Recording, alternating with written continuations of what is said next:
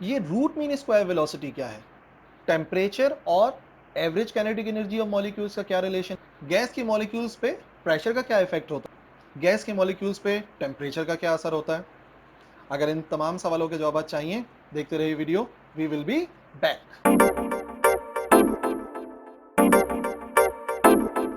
अस्सलाम वालेकुम एवरीवन, मैं हूं मोहम्मद तलहा और आप लोग देख रहे हैं तलहा स्पेस एकेडमी। आज हम लोग सेकेंड ईयर का चौथा लेक्चर डिस्कस करेंगे और ये जो चौथा लेक्चर है उसमें हमारा चैप्टर नंबर 11 ही चल रहा है, हीट ही चल रहा है।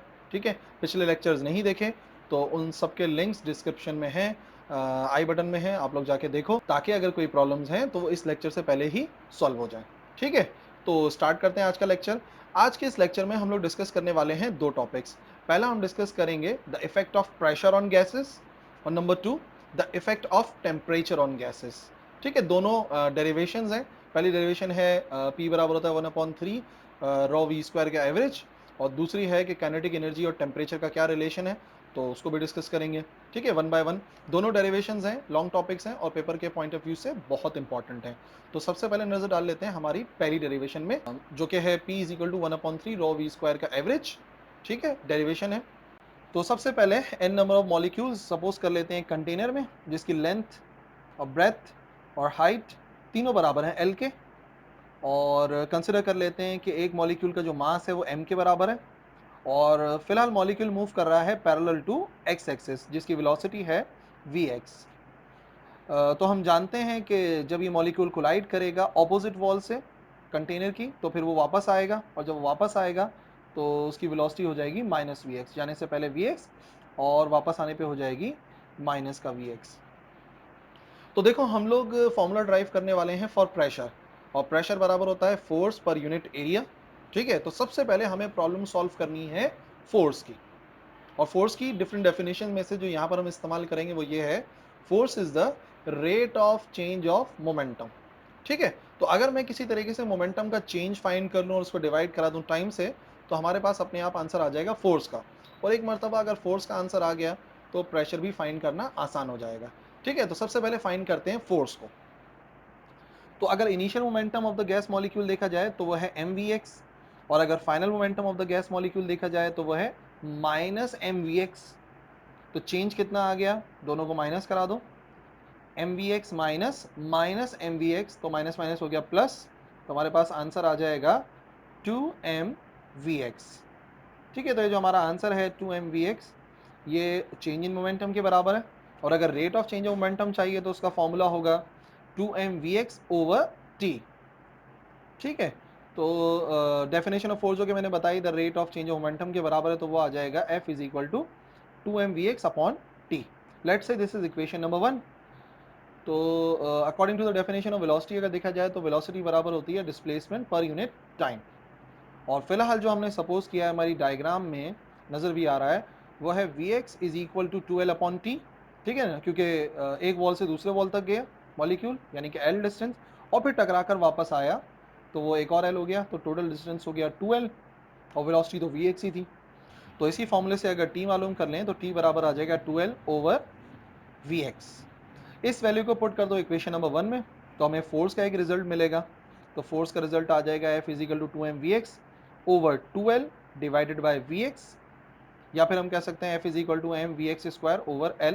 ठीक है, vx से vx मल्टीप्लाई हो गया, 2 से 2 कैंसिल हो गया, तो ये आंसर आ गया। तो अब उस कंटेनर के अंदर एक मॉलिक्यूल नहीं था, लेकिन हमने स्टार्ट किया एक मॉलिक्यूल से, और एक मॉलिक्यूल की फोर्स फाइंड कर ली हमने, और वो ये आंसर आ गया हमारे पास।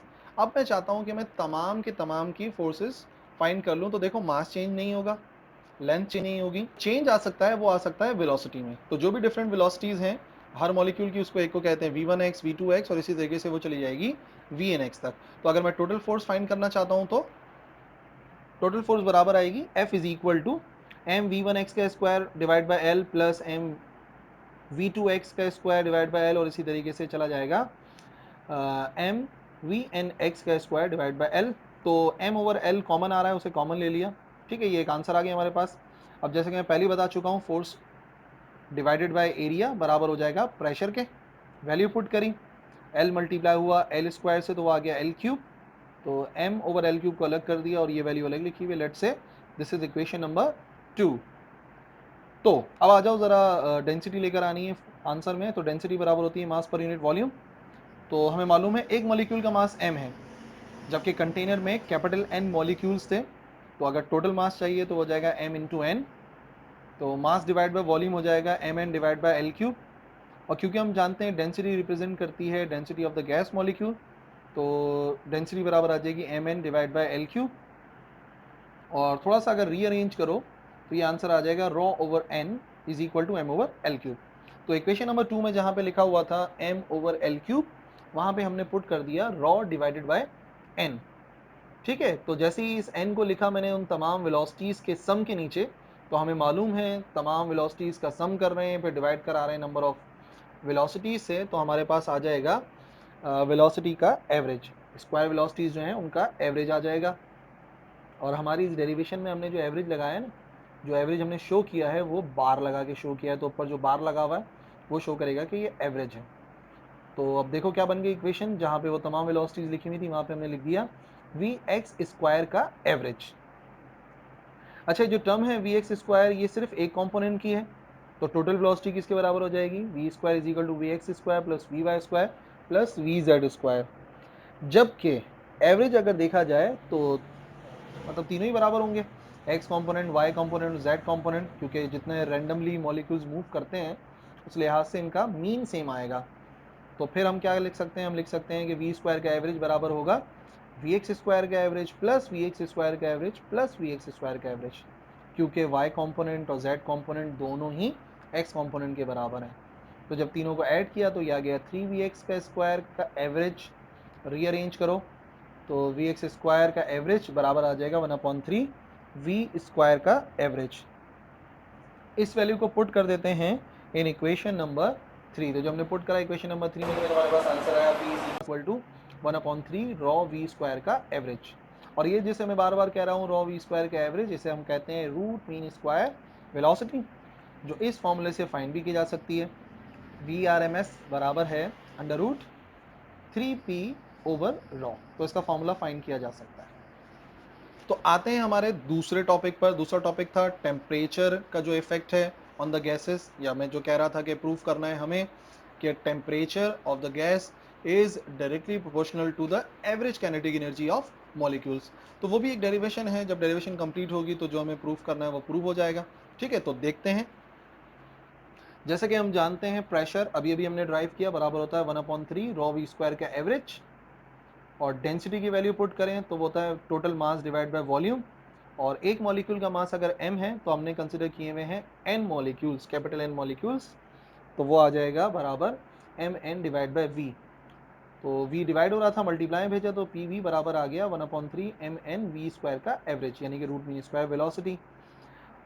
ऑल्सो हमें मालूम है according to general gas law pv बराबर होता है nRT के। ये हो गया हमारी इक्वेशन नंबर 2।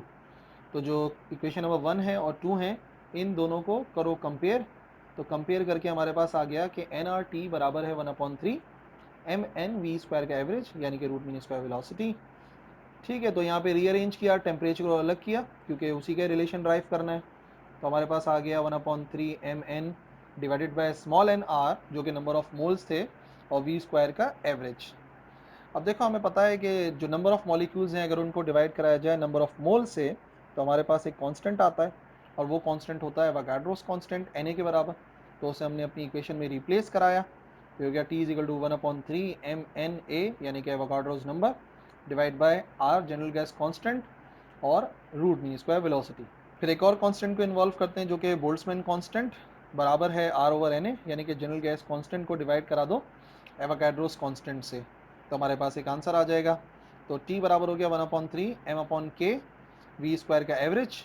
इस इक्वेशन को अगर हम मल्टीप्लाई और डिवाइड कराएं 2 से, तो एक तो आ गया 2 डिवाइड में, जो कि मैं लिख दिया ब्रैकेट में 1/2 m v स्क्वायर एवरेज, और दूसरा जो है वो हमने 2/3 के कर दिया।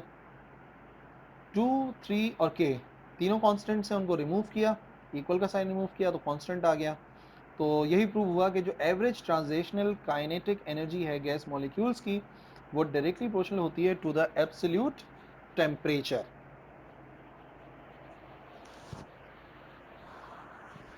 तो ठीक है, आज हम लोगों ने यही दोनों डेरिवेशंस कवर करनी थी। एक था इफेक्ट ऑफ प्रेशर और दूसरा इफेक्ट ऑफ टेम्परेचर।